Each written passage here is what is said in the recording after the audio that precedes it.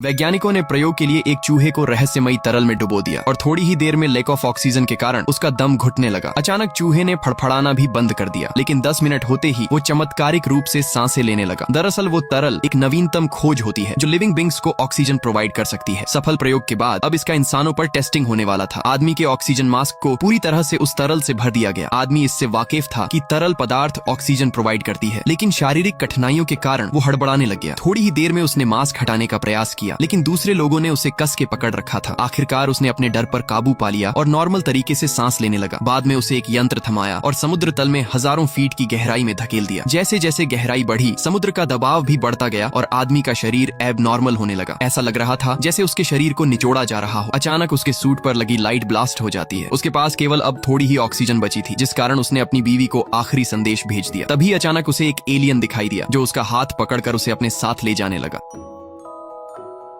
अचानक इस बच्ची को अपना पिछला जन्म याद आ गया और वो भागकर एक अनजान आदमी के घर चली आई। लड़की ने आदमी से कहा कि मैं तुम्हारी पत्नी हूँ और आदमी के यह सुनकर होश उड़ने लगे। तभी वो अपनी बेटी से मिलने उसके रूम में चली आई, जो उम्र में उससे करीब 10 साल बड़ी होती है। आदमी को कुछ पल्ले नहीं पड़ रहा था कि उसके साथ ये क्या हो रहा है। बाद में वह लड़की भागकर नीचे चली आई और हॉल में रखी अपनी पुरानी तस्वीर देखने लगी। आदमी ने लड़की से पूछा कि बेटा तुम्हारा नाम क्या है। लड़की ने कहा उसका नाम एमा है और वो चौथी कक्षा में पढ़ाई करती है। तभी उसने टेबल पर पड़े खाने को देखा और आदमी को गुस्से से डांटना शुरू कर दिया कि मेरे मरने के बाद तुम फास्ट फूड खाने लगे। अचानक उसे याद आया कि उसे स्कूल जाने के लिए लेट हो रहा है। जाते जाते उसने आदमी से कहा कि मुझे लग रहा था तुम्हारा बुढ़ापा चल रहा होगा, लेकिन तुम तो काफी धीरे बड़े हो रहे हो। लड़की के जाते ही आदमी और उसकी बेटी को ये एहसास हुआ कि वो बिल्कुल उसकी मरी हुई पत्नी की तरह बोल रही है। अगले दिन लड़की फिर से उनके घर आती है, लेकिन घर के अंदर कोई मौजूद नहीं होता और दरवाजा भी बाहर से लॉक किया हुआ था। लड़की उदास होकर वापस लौटने लगी, लेकिन तभी उसे याद आया कि वे लोग चाबी को कहाँ छिपाया करते थे। लड़की ने गमला उठाया, चाबी निकाली और दरवाजा खोलकर घर के अंदर चली गई।